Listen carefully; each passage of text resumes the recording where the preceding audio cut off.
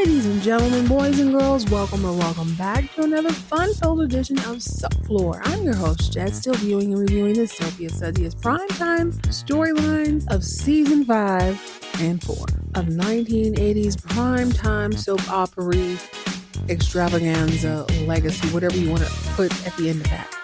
We're here for it. So whether you're new to this or true to this, sit back and enjoy. Tell the kids it's time to play outside or out of sight. Tell babe no questions, suggestions, or concerns for the next 25 to 35 minutes. Everyone else in earshot, you have three options. You can be very, very cool, i.e. no questions, just watch quietly. You can be quiet, read a book, not watch, do whatever you need to do. Or any disruptions, be it tiny or large, will not be tolerated. You will be kicked out because, baby, we are watching our stories. Ladies and gentlemen, boys and girls, this is Subfloor.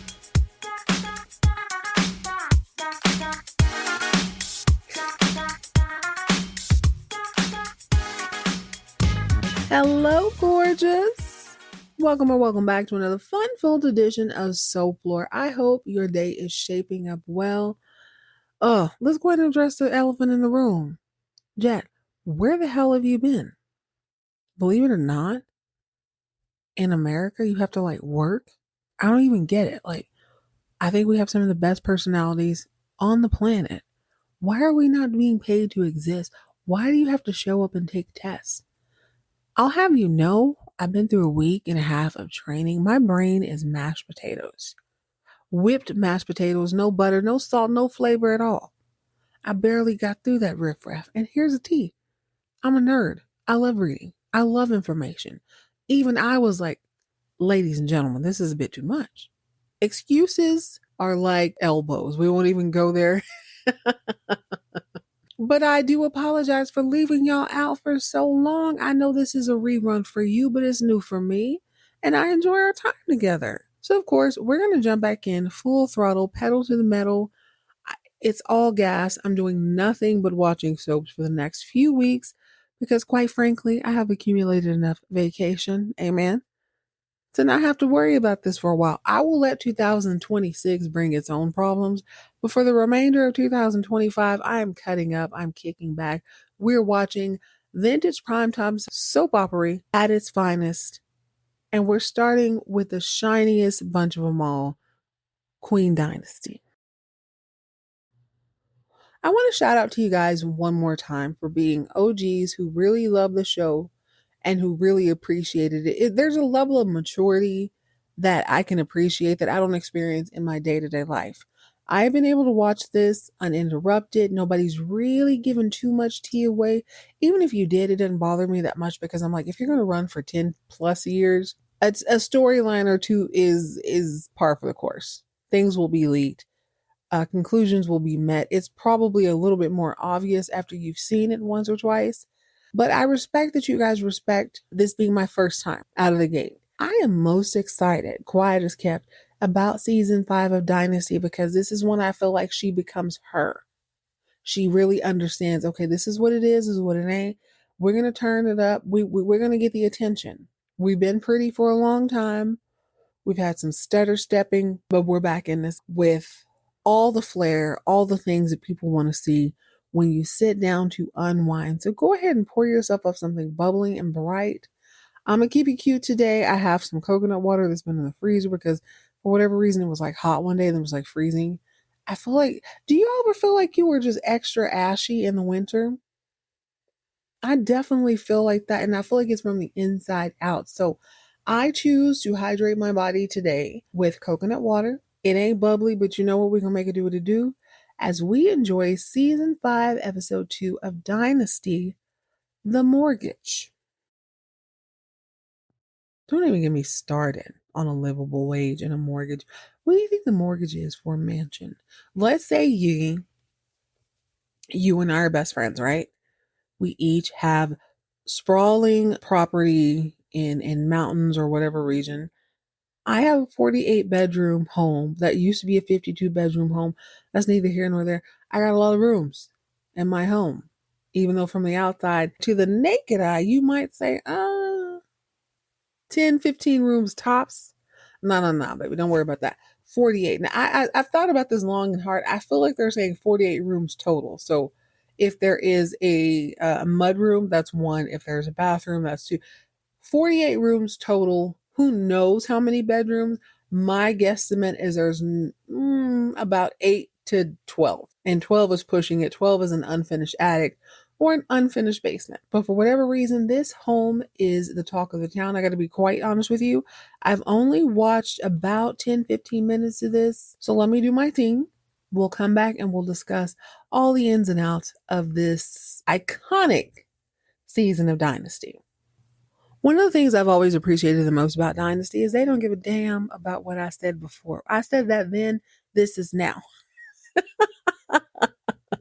As with the other series, by and large, season 5 has sort of changed their intro.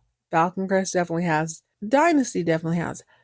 Dallas still looks exactly the same, but I like that Dynasty is bold enough to give you yet another aerial shot from a helicopter of this sprawling landscape of this mansion. And the more I look at it, it was like, baby, you can't tell me there's 48 anything in there. Ain't no way. It is museum size at best, but that's Dynasty for you. They don't give a damn what you see. You're going to hear what I say. I don't care if this is a 1,000-foot apartment. This is a 48,000 square foot mall. Deal with it. Lord have mercy. I still can't believe they managed to bag William December Williams. Can we just go there real quick? I hold very firm to the thought that circa 1600s through probably 1930, there were only about 10 names in rotation. Shout out to William December Williams' mother for being like, yo, listen, I can't do it no more. Your baby number umpteen, you gonna get whatever name. You lucky your name ain't Bag of Sugar.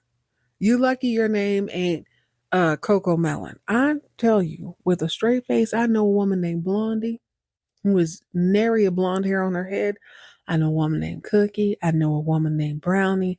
I know a woman named Birdie. At some point, when you have 11 kids, you stop giving a damn. By about child 6, it's like, who cares? I'm going to call you whatever I need to call you so that you don't turn around when the other 50 other children turn around. You can change your name as soon as you see fit to do so. But William December Williams, his mother said, you know what, damn it? When's your birthday, baby? Bet. Your name is last name, month, last name. Get over it. Argue with somebody else. Like I said, I got other stuff to do. So here's the thing. I never really given much thought about recasting people. As long as the character is the same, I actually don't mind the different interpretations of said character. However, I need to go ahead and draw the line in the sand. I was a fan of Steven season 1, season 2. New face Steven, who kind of looked like Michael Jackson to me, is a mother-loving problem. New face Steven is a gigantic pain in my ass. Every time I turn around, he's pouting. It's like he has a vibrato without the pain. Other Steven, we saw him work through things. You know what I'm saying? He was bold in his sexuality. He was bold in his footing in his family. He's like, you know what, to hell with you, old man. I'm going to go ahead and make a name for myself any way I see fit to do so. New Steven came back from Taiwan or wherever with a brand new face. He's still smelling like Barbie plastic, but he got the audacity of a man who's been wealthy for 3 generations. I'm not really feeling him. On this particular episode, he is coming at brand new Adam's neck saying, yo, you helped Sammy Joe kidnap my son. Now, this is very insensitive. It's very insensitive. Adam is a throwaway baby. His whole storyline is that he was pushed out in the rain. He was gurgling for air and whatnot. Some old broad picked him up, put him in Billings. Before he know, he's 25 years old, fresh out of law school. Before he knows, this ain't even his mama in there. But let Steven tell him, you helped my ex-hood rat wife steal my baby. Adam said, listen, bro. I don't know that girl that good. All she said when she was leaving, she wanted to spend every moment with her son as much as she could. Now tell me, how does that sound? Coming from the outside in, does that sound like somebody who's going to kidnap a kid? No, I just thought she wanted to be with her baby. That's all. I'm sorry. But also, I'm a lawyer, and I also know that because this is 1984, 1985, and your country ass had the audacity to not have a solid custody agreement, it is what it is, my dude. She got your baby. That's also her baby. That's what you get for sleeping with hookers and hoes and whatnot. That's not my problem. Adam doesn't say all that, but I wish he did. I also need to point out, shout out to Oregon. He does definitely look 37 to me all of a sudden. Not that there's a huge difference. Everybody's face ages differently, but he's holding himself together like a man nearing middle age. Like, listen, I ain't got time for the foolishness. That's what you get for not putting together an ironclad agreement. But at the end of the day, I need you to know, baby brother, I would never on my life. I know what it's like to not be with a family. I would have never helped this hooker kidnap your baby. I love him. That's my nephew. I got very little family. I love this baby. Well, listen. New face Steven is on his new-ish, and he is just uppity. This is your fault. If anything happens, I'm going to attack you for getting that. Adam is not only a lawyer, he has instant access to copious amounts of poisonous paint. You could be sitting in your car. Claudia could be getting her nails done. Next thing you know, y'all are loopy, doopy, and damn near dead because you didn't piss this man off. You have to approach people who have tried to kill other people in a very gentle way. I don't know why New Face Steven don't know this. I guess they exchanged part of his frontal lobe. I really don't know. But what I do know is, for the first time ever, Blake Carrington remembers that he is the patriarch of this family, damn it.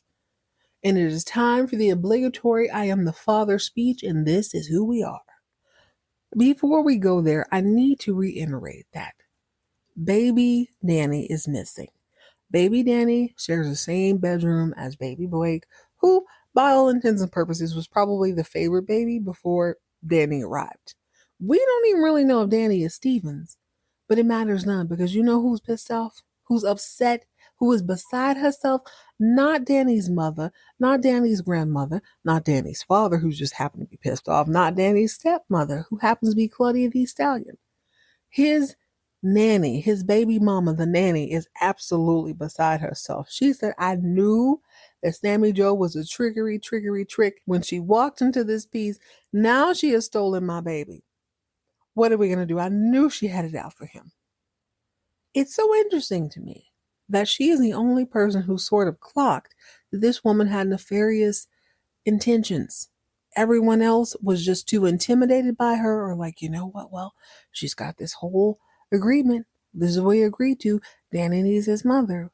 Steven's trying to get Buck in Adam's face this whole time. This is when Blake decides that it is time for everyone to realize what it means to be a Carrington with a capital C. So picture this. It is Steven, Adam, Krystal, Claudia the Stallion, and Blake all in the study. As happenstance would have it, they all have the last name Carrington. Blake is beside himself with rage as he witnesses Steven belittling Adam. Adam, how dare you let this woman steal my child? Adam's like, I didn't mean to. I didn't do this on purpose. Enough, shouts Blake. He is a patriarch. He's going to put this family back in order because they have forgotten who they are. We are the Carringtons, damn it. We put on a brave face no matter what's going on around us. We persevere. We are the best of the best. Now, everybody looking around. Mind you, I said this was Blake, this was Steven, this was Adam, Krystal, and Claudia the Stallion. By blood, only 3 of them are Carringtons. Amen. And even within that bloodline, one of them was left out in the rain in a buggy. So he don't really know the heritage of his family. But Blake assures him that you're going to be brothers eventually. You're going to get over there's kids missing and crap. I got a kid missing, and I'm cool with whoever. You guys are going to be cool. Danny will be back or he won't. Fallon will be back or he won't. Listen, we've all dealt with tragedies. We're all going through something terrible and horrible. But who cares? We're gonna put on our big girl panties and we're gonna face the world as Carringtons. Now it is so entertaining to watch the scene because Krystal, the look on her face, it should be one of admiration, but it's like, God, he's not reading the room. Claudia's looking over at Steven, who's like, I mean, I'm a Carrington, but I didn't know we have these qualities. Claudia looks over to Adam, who's like, listen, I ain't been here but a season and a half. I don't know this heritage either. Blake is the only one shoveling this thing down his throat. He's the only person who believes that Carrington's heritage is one of perseverance. Now, me, myself personally, if life is a chessboard, the Carringtons are 1000% pawns. Maybe a rook on a good day, but mostly pawns. It's also worth noting that this whole speech seems to be more of a convincing of himself from Blake than it is encouragement for the rest of the family. Although I didn't notice until this very moment that each of them have the exact same set of eyes. So it works, but Blake's like, listen, I'm a broke boy today. I'm going to get my money back. Don't even worry about me. I'll get it. What he doesn't know is that hell hath no fury like a woman scorned. And if that woman scorned happens to marry the richest man in Colorado, baby, you got a problem. Alexis Carrington is a problem, despite the fact that the feds are watching her, that she is under some sort of house arrest. She is under some sort of investigation for the alleged murder of Mark Deep Dimples Jennings. She still has business to tend to. Now, I admire this so much about her. She's keeping her eye on the prize. It doesn't matter that the cuffs want to be on her. It doesn't matter that she may go to prison for murder that she didn't do.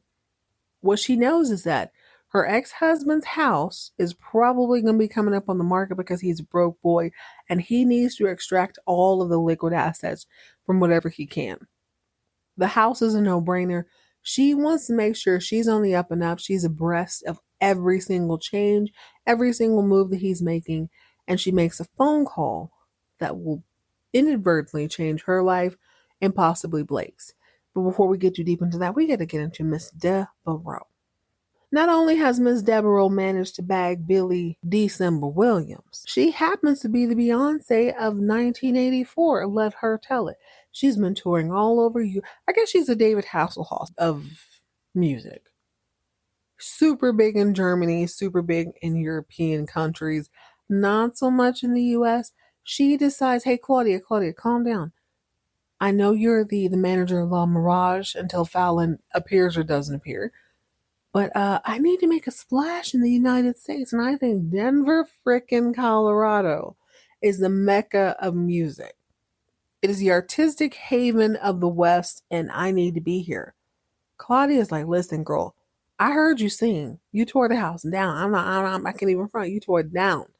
However, baby girl, all I have in my budget is $2,000. You really want to perform each week for $2,000? That comes out to about $6,000 a week. You know what? Let me stand corrected. 6K equals $24,000 a month in 2025. It's nothing to snub your nose at.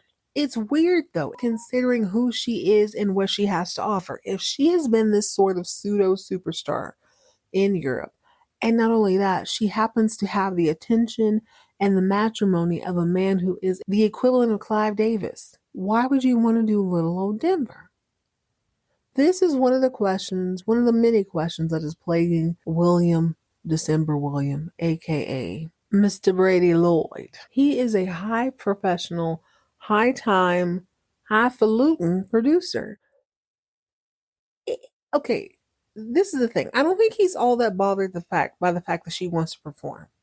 He just can't figure out, for the life of him, why you would want to perform in Denver, Colorado when LA is calling, Vegas is calling, Reno, for crying out loud. You could perform in Dallas. You could perform in Miami. You could perform in any major city in the US, Chicago, whatever. But Denver? Not that it's anything to snub your nose at, but it just doesn't make sense. It takes all episode, it takes a bubble bath or two, it takes looking into each other's eyes for her to finally be like, yo, I got business here.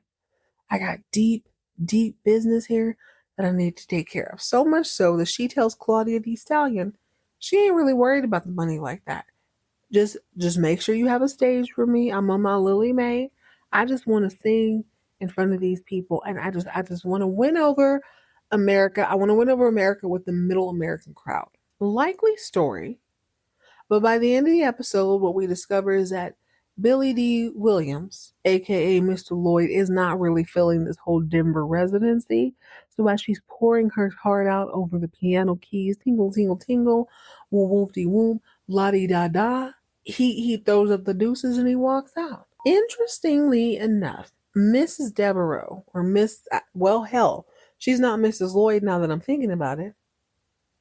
Okay, Mrs. Lloyd, aka Miss Deveraux, not Blanche, has made a splash in Denver.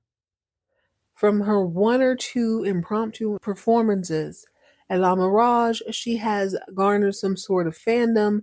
They are showing up in drones. Half of these people she doesn't know. Three of the people happen to be the newest Carringtons and the oldest Carringtons. Blake shows up, as does Krystal, as does Claudia. Now, Dominique is quite surprised that Blake showed up. She's like, okay, last time I saw you, you had a big old attitude. Now you here to hear me sing?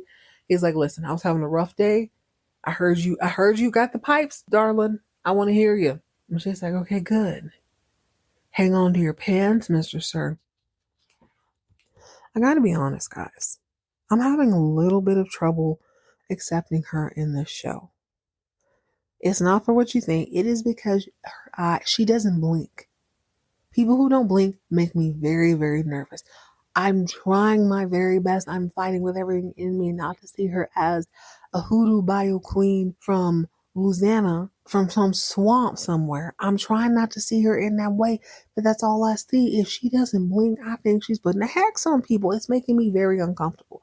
And apparently, it's making Claudia the Stallion, aka the resident Kookaloo, uncomfortable. Is Claudia a Kookaloo, or is she crazy like a fox? I tend to believe the latter. She tells Blake during one of the last scenes of this episode, that woman got something against you. I can't tell you what it is, but you better watch your front, back, and side, homeboy. She's got it coming for you. That would appear to be the case. However, we do not find out what it is that she's holding against him this episode. Let her tell it. She's a Carrington. We don't really know what that is. But I do know that the former Mrs. Carrington is on her bully. Alexis is working overtime this entire episode, despite the fact that she is the prime suspect in Mark Jennings' alleged murder.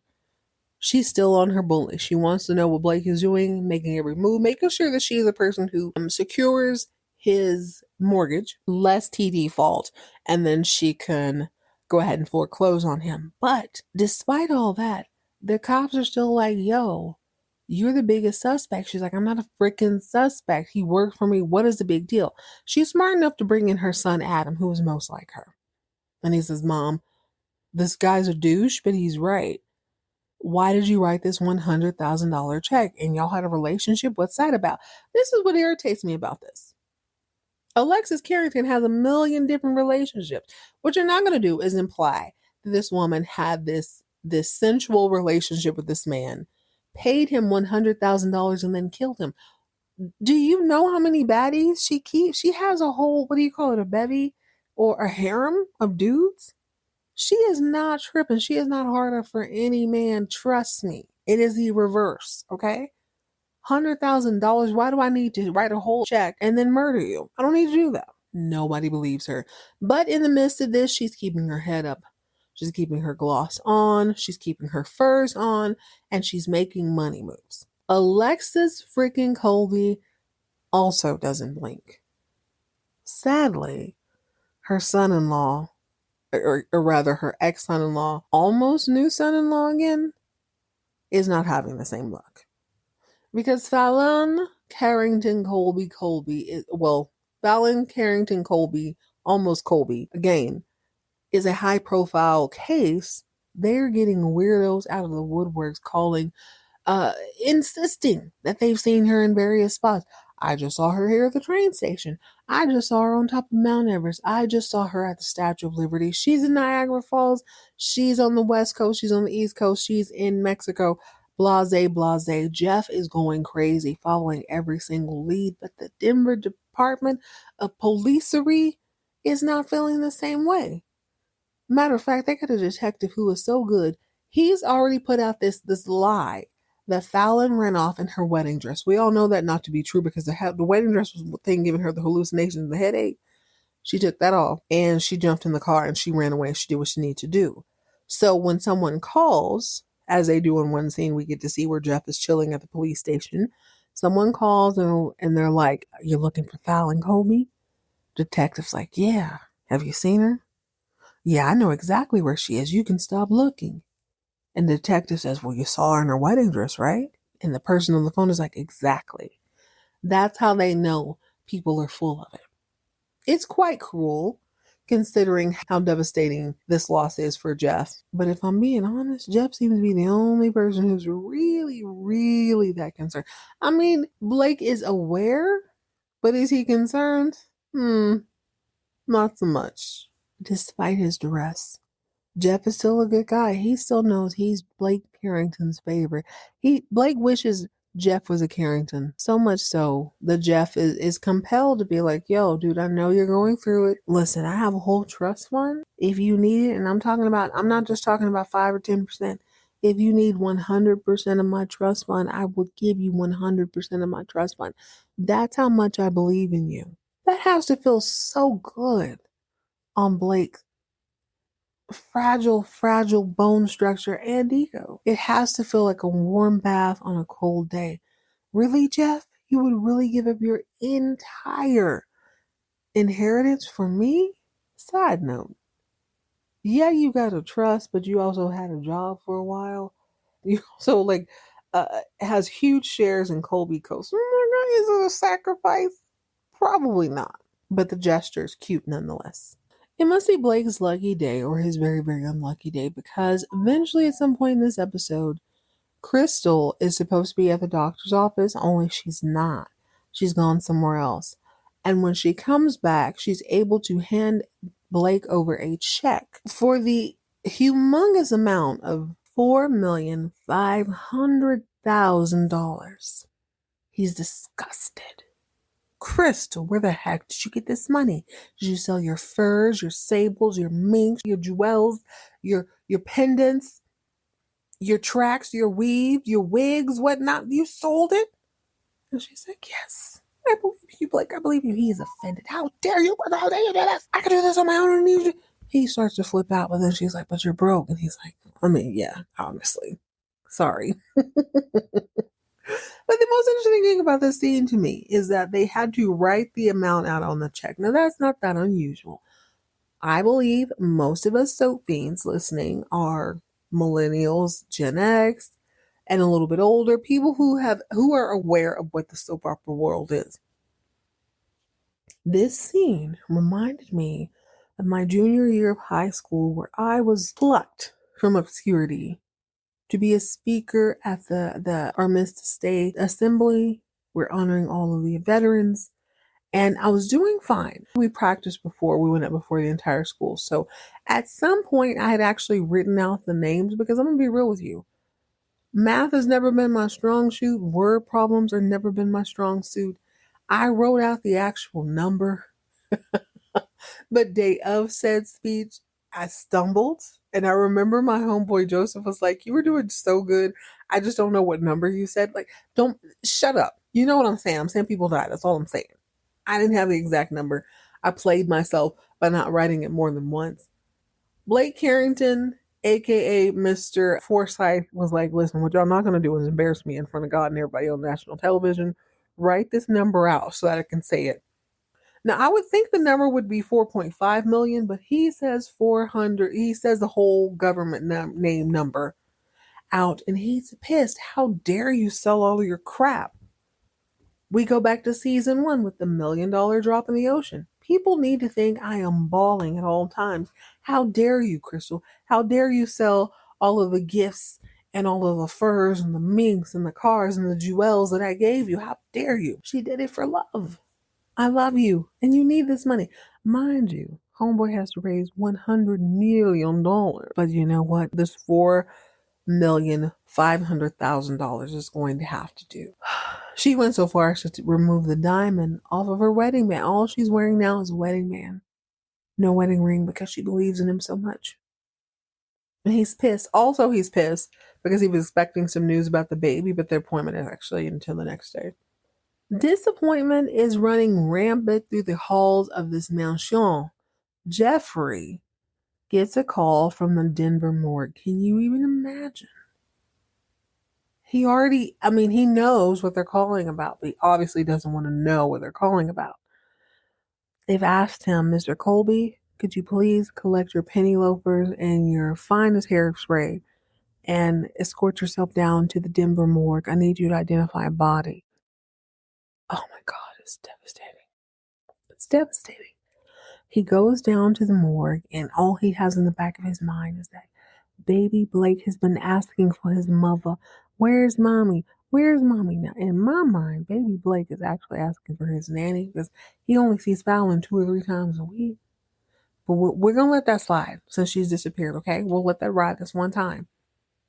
He gets down to the morgue, and the corpse, luckily, is some other 21-year-old marriage avoidant bride, not Fallon. Krystal is there to pick up the pieces. Jefferson. Look at me, baby. Look at me. It's okay. Fallon's not dead. I know, but baby Blake is asking for her. Well, I mean, he'll be fine. He's gonna forget her. He's like 3. He'll forget her. She's not dead. Keep your head up, keep your chin up. You're gonna be fine. I need you to plant your penny loafers on something solid. We're gonna find her. Don't even trip. I promise. Really quick side note, I have got to write some sort of blog or something about this show because Dynasty is sort of changing my brain chemistry. Yes, I have bought fine glasses. I've bought champagne shoots. Yes, I drink champagne now occasionally. Now I'm going to have to buy a decanter and I'm going to put bubbles in it because Diane Carroll took a freaking bubble bath from a decantered bubble bath holder. How genius is that? I think the tea, though, is we don't have as much counter space and bathtub space as they did back in the 80s. I spent a lot of time thinking about these sort of things now. All of a sudden, like, damn, I understand that this is this television show and these are props, but ultimately, my bathroom and every other bathroom I've ever seen in my entire life, no matter how big or how small, the shower bathtub area is littered with shampoo bottles and all of this sorts of things. It's never not crowded, but dang it, I need a decanter filled with bubble bath liquid. I have to do it. I gotta do it. Coming to my favorite. My absolute favorite part of this whole episode is the 34-minute mark. Jeffrey is having a nightmare. He's having a nightmare. He's reliving his wedding or almost wedding night. He's having a flashback. But the gotcha is he's not picturing it from his angle, which would have been him waiting at the foot of the stairs for a bride that never appears, running up to her bedroom only to find her wedding gown in a pool on the floor, her missing, hearing the screeching of tires, understanding that is her automobile, running out to his Mercedes, chasing her down the road in the dark of night, in a rainstorm with torrential rain coming down at an angle, like on Forrest Gump and whatnot, chasing her, screaming her name, loosening his tie, only to have some big Mack truck / tractor block his way as his beloved run his paramour gone forever. Or at least for now. We don't know forever. That's what you would think he'd be flashing back to, right? Because that's what he experienced. No. For whatever reason, his point of view in his dreams is of Fallon in her own car. But somehow Jeff has a memory of Fallon driving and dropping out of her crinoline and silk and taffeta skirt and making a run for it. That's his flashback. God bless you, Dynasty. Like I said, Dynasty don't care. I don't care what you saw. You're going to believe what I said. Clean up on aisle 5. I tell you what, I know who has a bevy of crinoline skirts in her childhood wardrobe. Miss Diane Carroll. She's eating the girls alive in a sequent number as she shimmies and sings a lounge song that sends her beloved paramour far, far away. Because what does he look like being married to someone who's a lounge singer when he's representing Manula or whoever? Sometimes the past comes back to bite you in the butt. Sometimes it doesn't. For Blake D. Carrington, it's gonna. Oh, it's gonna. So not only does he go to the bank and he gets the approval from this no-name bank in the middle of nowhere, Denver, Colorado, the guy who's telling him that he got the loan is like, yo, I didn't think you'd be in bed with your wife like that, your ex-wife like that. Blake says, what do you mean? He's like, oh, you didn't know? Your ex-wife is one who's holding the note on your new mansion or your mansion. Blake's like, WTF. death. So, of course, he does the countryest thing he could possibly do. He goes to confront Alexis, although she is the hand that feeds him. He says, listen, ex-wife, you bought my house? She's like, indeed I did, and how dare you? I'm the man boyfriend. Clearly you're not, sir. Clearly you're not. Alexis says, listen, you can hem and haw and do whatever you want to do, but in 3 months' time, 90 days, my guy, quicker than you can buy a Russian bride, I'm going to own your house. Not only am I going to own your house, I'm going to own your house and I'm going to stand in it and I'm going to wave goodbye to you and your new trailer trash wife as you collect your tings and are escorted off of my property. And Blake wants to talk big-ish. How dare you say that? I've wanted to kill you several times and I definitely want to do now, but you got a murder trial coming up. Pot? Calling the kettle black much? Sir, didn't you kill a whole dude by tripping and falling into him? Season 1?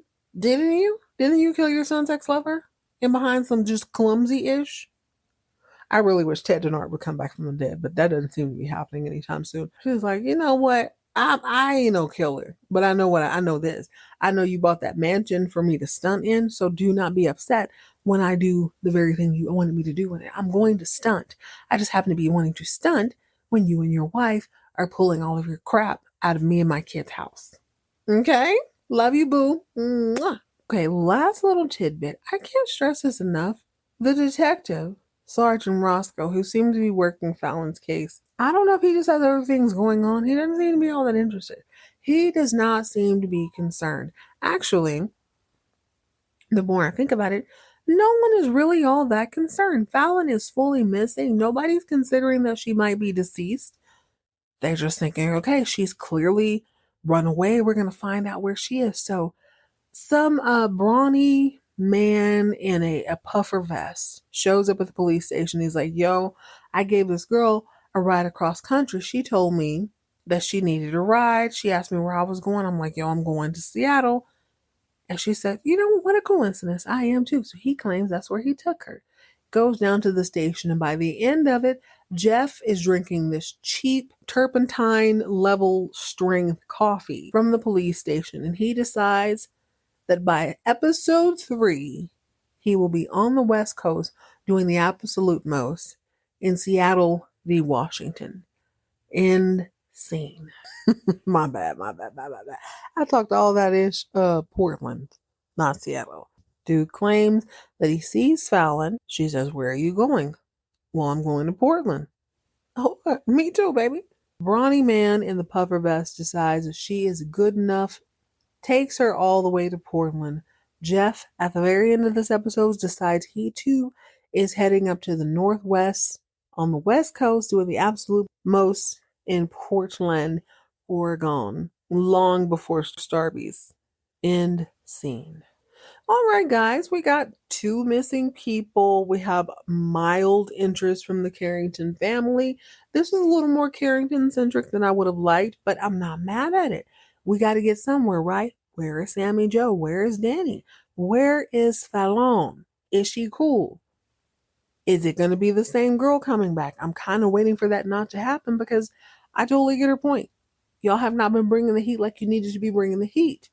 But we're going to see. Also, I gotta admit, this Dominique Deveraux entrance was good, but you mean to tell me she's going to be a low-key lounge singer to gain intel on Blake Carrington? He splashed all over the tabloids every single day.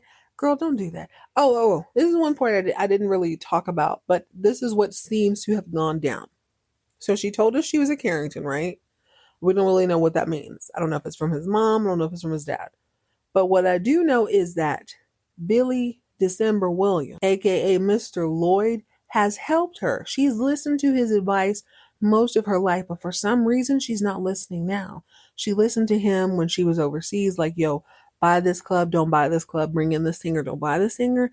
And she has become a wealthy woman from that, which poses the question, has she been wealthy before she met Mr. Lloyd? I don't really know. Seems like she would have been if she's going to all these expensive private schools and whatnot, right? They don't seem to have been married too long. But you know what? Time will tell. I'm here for it either way. Dynasty, you are laying the ground for a fantastic season. I'm into it. All right, guys. I think that's it. That's all. Join me next time as we jump back into another primetime vintage soap opera. In the meantime, in between time, for crying out loud, if your brother's baby mama wants to go on any sort of road trip, for the love of God, reach out to him first. Otherwise, you're going to crumble any sort of bridge that the two of you have built between each other. Stay hydrated, stay moisturized, mind your own business, and keep all of your drama on TV.